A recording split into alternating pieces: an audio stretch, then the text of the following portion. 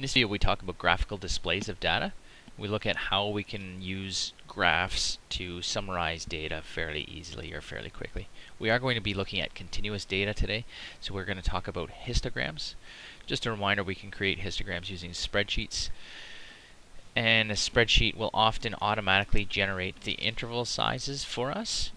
Those might work, and other times we may find that they're not actually convenient for us. So sometimes it's useful to go in and make some changes and customize those interval sizes. One of the things that you should be aware of is that you should have somewhere between 5 and 10 intervals when you make a histogram. That's as a rough guide.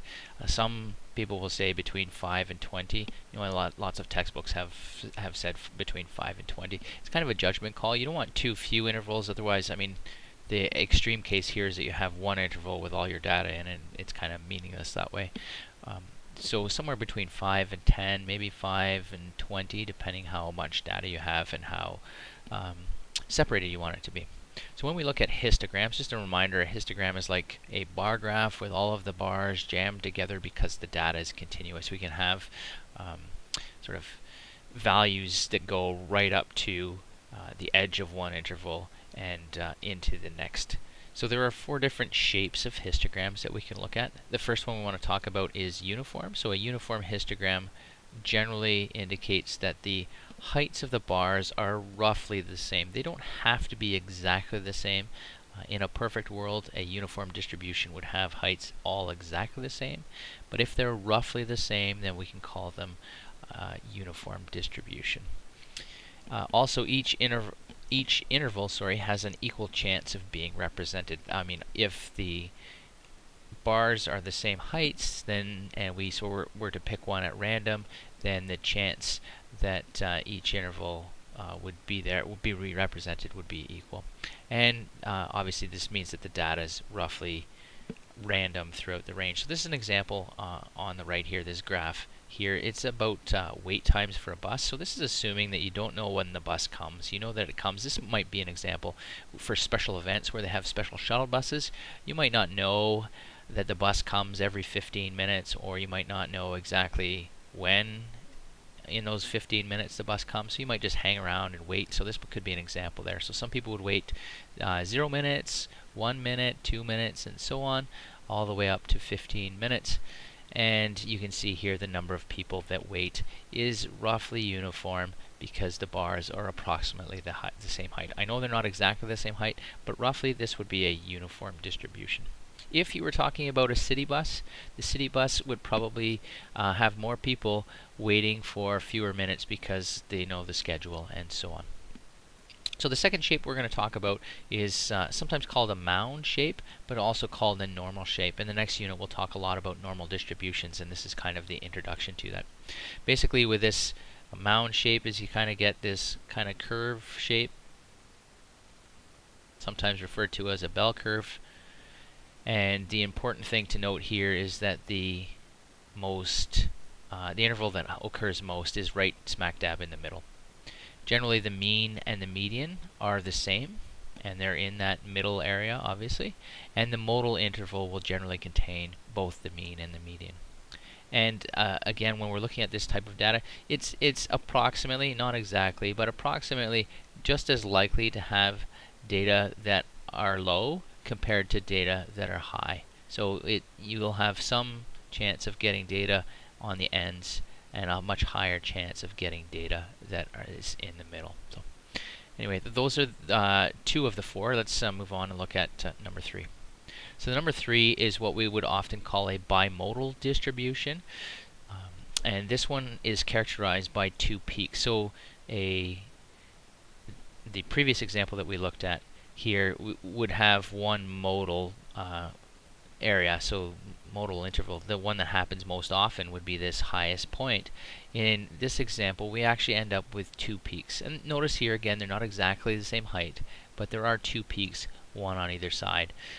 And this may indicate that the data needs to be reanalyzed after separating 2 groups, because there would be 2 groups. Another example that you can think about here is shoe size. So if you did a survey of shoe sizes and you had, lots kind of at the very low end and then nothing or very few in the middle, and then kind of, I'll skip a bunch here, lots at the high end.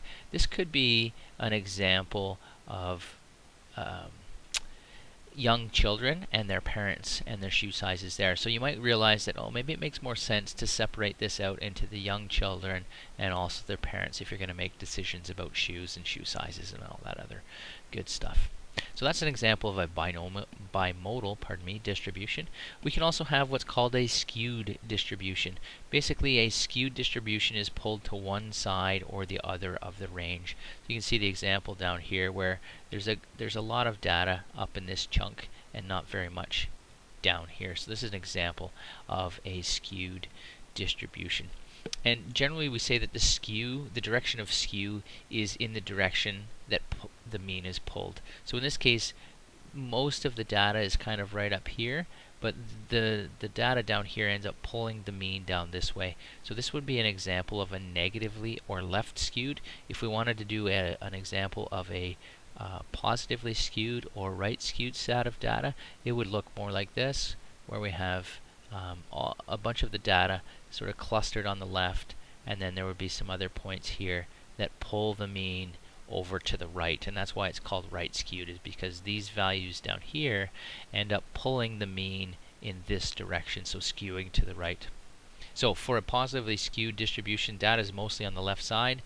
The mean is higher than the median, so the median would be the one that happens, the one that's right in the middle, so the median, might be somewhere in here, whereas the mean gets pulled in this direction, again, because of these points over here. And the modal interval here generally would be to the left of the median, or possibly to include it, so the modal interval would be somewhere over here, probably, the one that happens most often.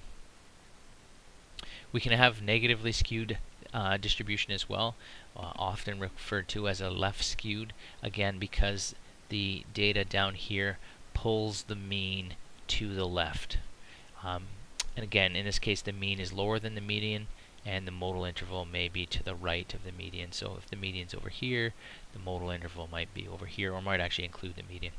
So those are four different types of categorizations for histograms and distributions. We can also look at box and whisker plots. Now, we've talked a little bit about box and whisker plots before, not a whole lot, but we've kind of talked about the different parts, and hopefully this little graphic here is a reminder. So the idea here is that the largest and smallest data points go on the outside, excluding any outliers. So those are the smallest and the maximum. The edge of the boxes, these were called Q1 and Q3, so the quartiles. So 25% of the data lies here, 25% of the data lies here, and the middle 50% lies in here. This dark blue line here in the center is the median. So that's what a box and whisker plot is. And again, we can use box and whisker plots to get an indication of how spread out the data is, like what shape is it looking like. So just like we talked about a mound or normal distribution for a histogram, we can do that same thing with a box and whisker plot. Generally with a mound or normal distribution, the box will be in the center. So you can see here is a box and whisker plot, and this box, again, not exactly in the center. If you measured it with a ruler, it probably wouldn't be exactly in the center, but it's pretty close to centered. The whiskers here are approximately the same length. They're not totally different like the one just below. And the median should be, again, in the center of the box. So here's our median. So that would give us an example of a mound or normal distribution.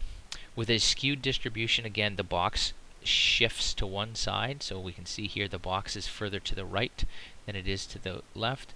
Oh, and one whisker, just add an R in here, is longer than the other. So you can see in this case we have one whisker that's longer than the other. So again, this is an example of a left skewed distribution because this data down here is pulling the mean in this direction. Most of the data is on the right side. There is some on the left that's pulling the mean down.